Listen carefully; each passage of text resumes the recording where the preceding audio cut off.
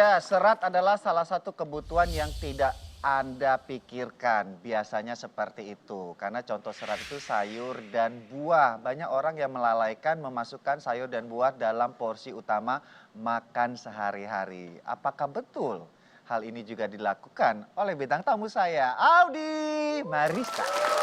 Apa kabar, Seth? Baik dong. Tapi kamu sendiri kan kamu banyaknya itu di luar rumah. Iya. Pasti udah disiapkan oleh mama.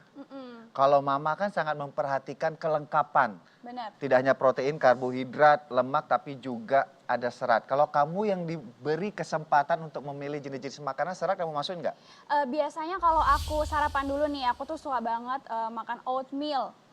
Terus kalau sayur sama buah, kadang-kadang aku suka pakai brokoli. Oh, berarti ada seratnya. Ada seratnya, ada brokoli, terus buahnya pepaya, semangka, alpukat, kayak gitu dok. Oke, kalau penonton saya di studio, kalau misalnya ke kondangan deh yang paling gampang ya.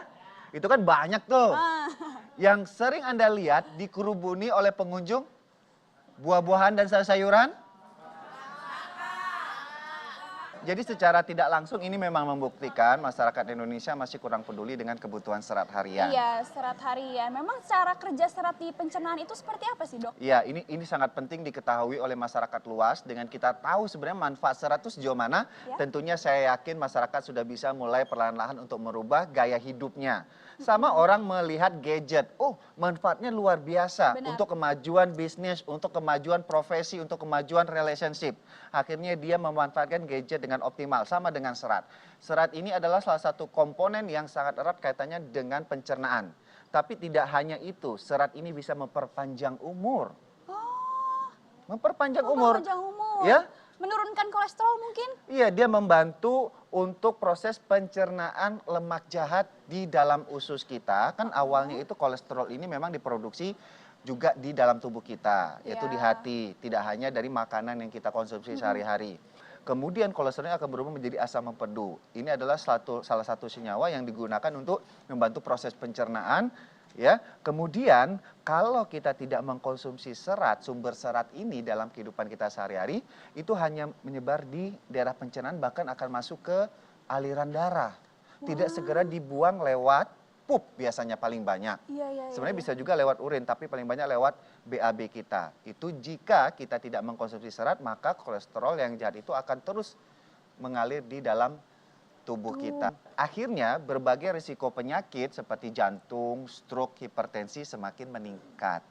Akibat salah satunya adalah kebiasaan mengkonsumsi serat yang tidak pernah. Nah, apa aja sih sumber-sumber serat itu? Ini contohnya sudah di atas meja. Ini beberapa sumber serat yang terkadang tidak terfikirkan lah. Kita hanya tahu sumber serat itu hanya sayur, Ya. kemudian buah. Ternyata agar-agar juga mengandung serat. Jadi tidak selamanya buah dan sayur. Mungkin Anda menganggap, aduh dok, yang dokter sarankan tuh harganya mahal. Hari gini ekonomi susah. Tapi saya yakin mungkin di beberapa kesempatan Anda bisa menikmati dengan cara lain. Anda buat agar-agar atau puding sendiri ya Bu ya. Ya, ini cukup terjangkau kan buat agar-agar di rumah. Ya, ini bisa memenuhi kebutuhan serat harian keluarga Anda. Lalu singkong, ubi, kentang, ini juga Iya, sumber iya. serat. Benar. Ya, penyajiannya penting yang tepat ya. Kemudian Oke. kacang-kacangan, ada kacang merah, ada kacang kedelai. hijau, kacang kedelai, dan oatmeal. Jadi sebenarnya jangan terlalu berpikiran walaupun kebutuhan serat itu hampir 30 gram per hari untuk orang dewasa. Jadi aduh banyak banget ya buah sama sayur yang harus saya penuhi. Padahal dari ini juga Audi bisa memenuhi kebutuhan serat harian Audi. Waduh, ternyata benar-benar banyak manfaatnya banget ya serat itu, gak hanya nurunin berat badan juga, lancarin pencernaan juga, untuk nurunin kolesterol, mencegah Benar. diabetes juga bisa ya dok. Benar sekali. Ini Iya, nih kalau iya. bintang tamu sudah pintar, saya sedikit ngomongnya ya. Ya ampun dok. Karena penjelasan medisnya kan sudah terbantukan oleh Audi iya. tadi.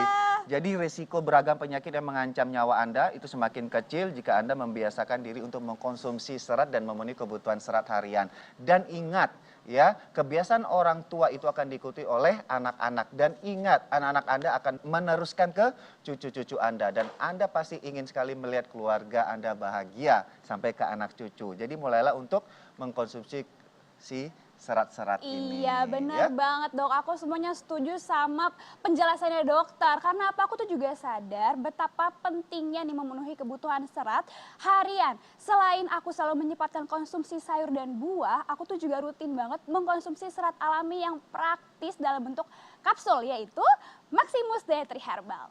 Suplemen herbal yang banyak sekali manfaatnya untuk kesehatan. Di antaranya makan sedikit terasa kenyang sehingga bisa membantu menurunkan berat badan.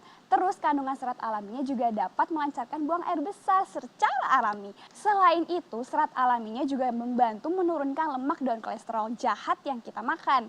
Serta mempercepat pengeluarannya melalui buang air besar sehingga kadar kolesterol dalam darah kita dapat terkontrol. Nah hebatnya lagi nih, serat alami ini juga mampu meringankan gejala wasir atau ambeien. Maximus Dietary Herbal ini juga bisa dikonsumsi oleh pria dan wanita mulai dari usia 12 tahun ke atas. Cukup dikonsumsi 2 kapsul di pagi hari dan 2 kapsul di malam hari. 30 menit sebelum makan ya. Ingat ya pemirsa, kalau ingin terhindar dari kolesterol jahat sekaligus BAB lancar secara alami, mau perut ramping gak buncit dan tubuh terasa ringan, segera minum Maximus Dietary Herbal. Maksimal lancarnya, terasa ringan. Oke, ya ini tadi kita bicara masalah serat. Untuk Anda yang senang ngemil. Wow, ya siapa sih yang nggak senang ngemil? Odi senang ngemil? Seneng banget. Ngemilnya apa, Deposito? Nah itu mah sehari-hari dok pengennya. Oke, ya untuk Anda yang senang ngemil, ternyata ada makanan pengganti dan ada suatu tanda di tubuh kita kalau Anda sudah mulai suka ngemil sesuatu, baik yang manis, asin, berminyak, ataupun yang lainnya. Sesaat lagi di Dr. Oz Indonesia.